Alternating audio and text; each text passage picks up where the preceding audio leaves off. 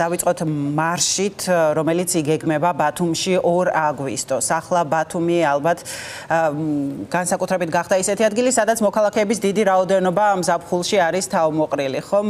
რამდენად გაქვთ მოლოდინი, რომ ბევრი ადამიანი შემოუერთდება ამ აქციას და პრინციპში მოთხოვნები უცვლელია ყველა პროტესტის, რაც ბოლო პერიოდში იმართება, მაგრამ კიდევ ერთხელ რომ გავიმეოროთ, რას ეძღვნება ეს პროტესტი. ბათუმში ისევე როგორც საქართველოს დედაქალაქში უკვე ბევრი თვე არის უწყვეტად მიმდინარეობს საპროტესტო აქცია თბილისში რუსთაველის პარალელურად ბათუმშიც მოკლედ ყოველდღიურ რეჟიმში იმართება საპროტესტო აქციები. ბათუმი არის ქალაქი, რომელიც აპროტესტებს უკვე დიდი ხანია ივანიშვილის რეჟიმის ქმედებებს და ბათუმი არის ქალაქი, რომელმაც ძალიან ბევრჯერ უთხრა უარი ბიძინა ივანიშვილს, ეს მათ შორის ქართული ოცნების CSKO-ს მიერ გამოქვეყნებული შემაჯამებელი ოქმებითაც ბევრჯერ დადასტურდა და ასე შემდეგ. ამდენად ძალიან მნიშვნელოვანია ჩემი აზრით ბათუმშიც ესე ვთქვათ, მძლავრი საპროტესტო აქციების ჩატარება და ზოგადად საერთოდ მნიშვნელოვანია, რომ თბილისის პარალელურად საქართველოს სხვა დიდ ქალაქებში და არა მხოლოდ დიდ ქალაქებში საპროტესტო მოძრაობები იყოს აქტიურად. ეს შეგვჭირდება იმისთვის, რომ რაღაცა რეჟიმის წინააღმდეგ კონდეს ეფექტური ბრძოლა. აქცია, რომელიც გაიმართება 2 აგვისტოს შაბათს ბათუმში, დაიწყება საღამოს 8 საათზე ბათუმის ცენტრალური პარკის კოლონადებიდან 6 მაისის პარკსაც ეძახიან მას და იქნება მსვლელობა თავისუფლების კვარტალის მიმართულებით საკონსტიტუციო სასამართლოსთან. მე ძალიან დიდი იმედი მაქვს, რომ ბევრი ბათუმელი შემოუერთდება ამ მარშს და კიდევ ერთხელ კარგად გამოჩნდება, რომ ბათუმი არის ქალაქი, რომელიც რუსული რეჟიმის წინააღმდეგ ბრძოლაში აუცილებლად არის და იქნება მომავალშიც მოწინავე.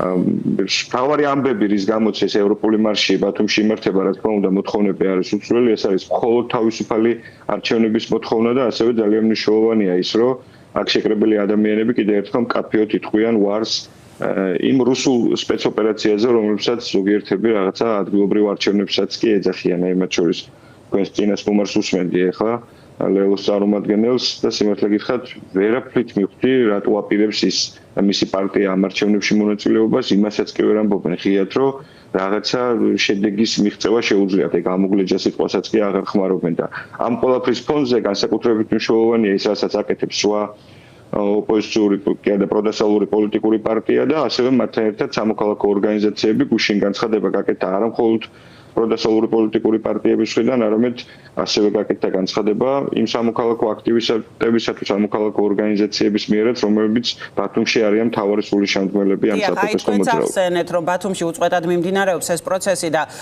ეს რაღაც განწყობა ქალაქში არის შექმნილი საპროტესტო, ხო? სამოქალაქო სექტორის წარმომადგენლები, ბათუმელები ლაპარაკობდნენ ცოტა ხნის წინ, რომ მას თორნიკე რიჟვაძის ამბის შემდეგ ძალიან დიდი დაბნეულობა იგრძნობოდა ბათუმში, განსაკუთრებით ქართული ოცნების მხარდამჭერებს შორისო. იმიტომ რომ ისინი ძალიან დააბნია იმის გააზრებამ, რომ ცოტა ხნის წინ ძალიან ესეთი დიდი უფლებით აღჭურვილი ადამიანი შეიძლება ასეთ მდგომარეობაში აღმოჩნდნენ. აი მას შემდეგ რაც ცოტა დრო გავიდა ამ ამბის შემდეგ, ახლა თუ გაანალიზდა ბათუმის მცხოვრებლებში, მათ შორის ქართული ოცნების წარმომადგენლებში განსაკუთრებით ეს მოვლენა, რაც მოხდა რიჟვაძესთან დაკავშირებით და თუ ჩამოყალიბდა რამე განწყობები, უფრო მეტად თუ გამოიკვეთა ეს განწყობები ქართული ოცნების მიმართ.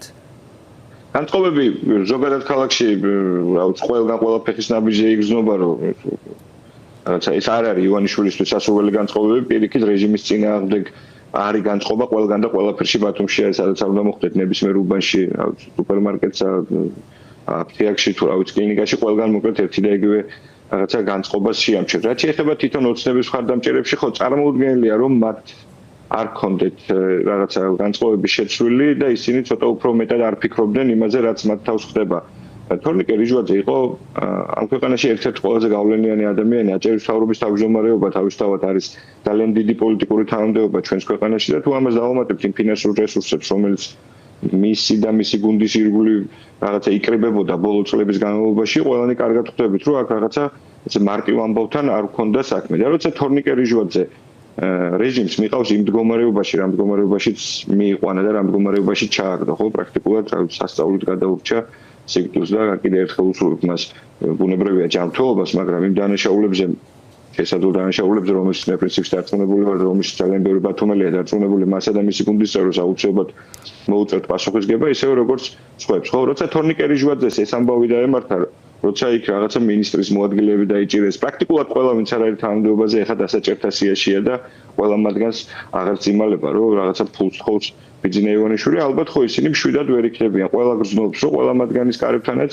შესაძლოა დააკაკუნოს ერთ დღეს იმ ადამიანებმა, ვინც ივანიშვილის დავალებას მაფიოზურ კრიმინალური მეთოდებით ასრულებენ. და აქ თავი და საინტერესო ამბავი იცით რა არის კიდე რომ ამ ადამიანებს ფულს რო თხოვს, მოპარულ ფულს რო თხოვს ბიძინა ივანიშვილი, რა ვიცი, თავისი რაღაცა ტიპის ჯგუფით რისთვის თხოვს ამ ფულს, ამას ხო ყველა კარგად ხვდება და მათ შორის ქართული ოცნების ხარდამჭერიც. ბიუჯეტში კი არ მიაქვს ეს ფული, ან alguna ქვეყნისთვის საჭირო საქმეების საკეთებლად კი არ სჭირდებათ ეს ფული.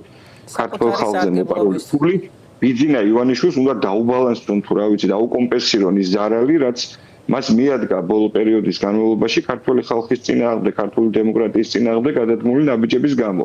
იმ სანქციებისა თუ რაღაცა სხვადასხვა ტიპის ქმედებების გამო, რაც მას დაუწესა ჩვენმა საერთაშორისო მეგობრებმა. ხო, ამის კომპენსირებას თხოვს ბიძინა ივანიშვილი ახლა და ქართულ ხალხზე მოპარული ფულის რაღაცა სახლში წაღებას აპირებს. ამიტომ აგდებს ამ ხალხს თორნიკე ჟვაძეს სხვა ადამიანებს. რა ინფორმაცია გაქვთ თქვენ არჩილ ჩიქოვანზე, რომ თითქოს ისიც არ გაუშვეს ქვეყნიდან, შეიძლება ეგ არ არის ახალი ამბავი, ეგ ინფორმაცია ქალაქში მოგვიყვეთ, არა გვაქვს ამის შესაბამის დოკუმენტები და ამ თემაზე ღიად, ამიტომაც არ ვსაუბრობდით. ამის შესახებ, რა ვიცი, ბათუმში საუბარი არის უკვე ძალიან დიდი ხანია, მას შემდეგ რაც ჟვაძე და ჩიქოვანი ივანიშვილმა გაუშვა რეჟიმის შესაბამის თანამდებობებიდან, ორივე მათგანს ჰქონდა პრობლემა საზღვრის დატოვებაზე. ამაზე ბათუმში ძალიან ბევრი ადამიანი საუბრობდა. მაგრამ აქ ხო კიდევ ერთხელ ვიმეორებ, ძალიან კარგად ჩანს, რომ თორნიკე ჟვაძეს საკითხმა როგორც ჩანს, მათ შორის ჩიქოვანის იქნება თუ ეს სხვა ადამიანების აქ აჭარის თორნიკე ჟვაძეს გუნდის წევრების ამბავი შესაძლოა ცოტა ხნით კი გადაავალდა, მაგრამ მე არ მჯერა, რომ ივანიშვილის რეჟიმი მათ საბოლოოდ თავს დაანებებს, ისე რომ საერთოდ ვინმეს თავს დაანებებს, იმიტომ რომ რეჟიმის ბუნება და ივანიშვილის რაღაცა პერსონალური ამბავიც ხო ეგ არის, ამ ადამიანს ესე უცხოვრია და ეს ადამიანი აუცილებლად შეეცდება, რომ ვისაც თulis რომ ვიღაცებმა მას ფული მოპარეს, ეხლა მათთვის ეს ფული მოატანიოს. ოღონდ პირადი სარგებლისთვის კიდევ ერთხელ ვიმეორებ და არა იმისთვის, რომ რაღაცა ჩემმა თქვენმა შვილებმა თუ მშობლებმა თუ რა ვიცი ოჯახის წევრებმა ან რა ვიცი ამ ქვეყანაში ადამიანებმა უკეთესად იცხოვრონ. კი ბატონო, თუ ოპოზიციური პარტიები, რომლებიც მონაწილეობენ არჩევნებში, ხო, წეგან თქვენც ლაპარაკობდით ამაზე. მოკლედ, ბათუმში რამდენად შეინიშნება მათი მზაობა, არ ვიცი, ხო, რა ვითარებაა ბათუმში ახლა მოახლოებული არჩევნების წინ? მოგეთ ეს არ არის არჩევნები, ეს არის დიდი ტყუილი და ამ ტყულში მონაწილეობა მე არ მგონია სწორი. მე კიდევ ერთხელ ვამბობ, რომ ეს არის შანსი ივანიშვილისთვის რაღაცა ფორმით მან შეცვალოს სტატუს კვო და ძალიან მნიშვნელოვანია ის, რაც ხდება ეხლა 2 აგვისტოს ბათუმში საღამოს 8 საათზე აქცია, მსგავსი ტიპის აქტივობები ჩვენ გვჭირდება იმისთვის, რომ ის რა შეცდომასაც უშვებს ეხლა ლელო და კიდევ რაღაცა რამოდენიმე პარტია, ხო? ეს ამბავი ბიძინა ივანიშვილმა სათავისოდ კარგად არ გამოიყენოს. არანაირ განწყობას არჩევნო ბუნებრივია ამ ქალაქში არ არის, ქალაქში არის საპროტესტო განწყობა. ყველა ხვდება, რომ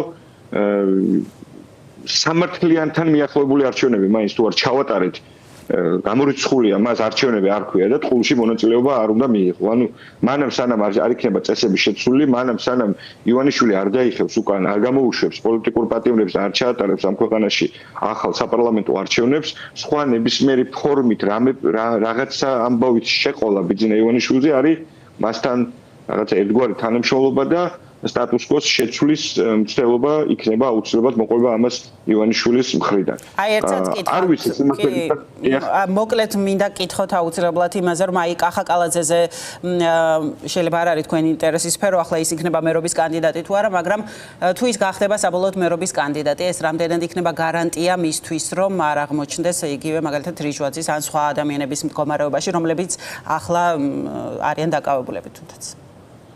ყოველ შემთხვევაში მე ვფიქრობ, რომ კალაძე იქნება თუ ნებისმიერი ესე ვთქვათ თანამდებობის პირი რეჟიმის, ამას ესე უყურებს. თუ ისინი აღარ იქნებიან თანამდებობაზე, დიდი შანსია, რომ ისინი რეჟიმის მხრიდან მაფიოზური კრიმინალური გარჩევების ესე ვთქვათ მსხვერპლი გახდნენ და თანამდებობაზე ყოფნა რაღაცა ერთგვარი დაცვა არის, ფიზიკური დაცვა მათ შორის მათი უსაფრთხოებისა და ამიტომაც არის ალბათ კალაძის განსაკუთრებული ესე ვთქვათ სურვილიც მონდომებაც რომ ისევ იყოს თბილისის მერობის კანდიდატი, ისევ როგორც აქ აჭარის მთავრობაში რიჟვაძის გუნდის წევრები მიუხედავად იმისა რომ ვიღაცები მინისტრები იყვნენ, ანუ მაღალ პოლიტიკურ თანამდებობაზე იყვნენ, ეხლა ცდილობენ რომ ბევრად უფრო დაბალ, მაგრამ რაღაც ტიპის პოლიტიკურ თანამდებობაზე მაინც დაინიშნონ, კიდევ ერთხელ ვიმეორებ, ჩემი აზრით ეს არის ეს ყველაფერი ხდება, იმიტომ რომ მათ უსაფრთხოებას რეალურად ემუქრება რაღაცა დიდი ამბავი და ამიტომ ცდილობენ რომ რაღაცა ფიზიკური უსაფრთხოებისთვის რაღაცა ადგილები იპოვონ.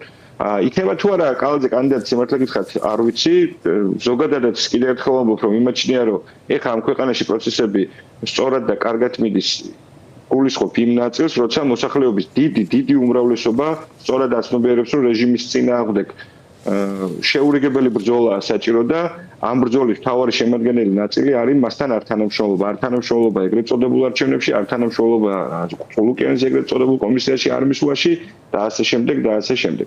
ართანამშრომლობას და წინააღმდეგობას მოაქვს მხოლოდ შედეგი და ამ მიმართულებით უნდა გავაგრძელოთ ყველამ ერთად აუცილებლად ბრძოლა. დიდი მადლობა გადაცემაში მონაწილეობისთვის.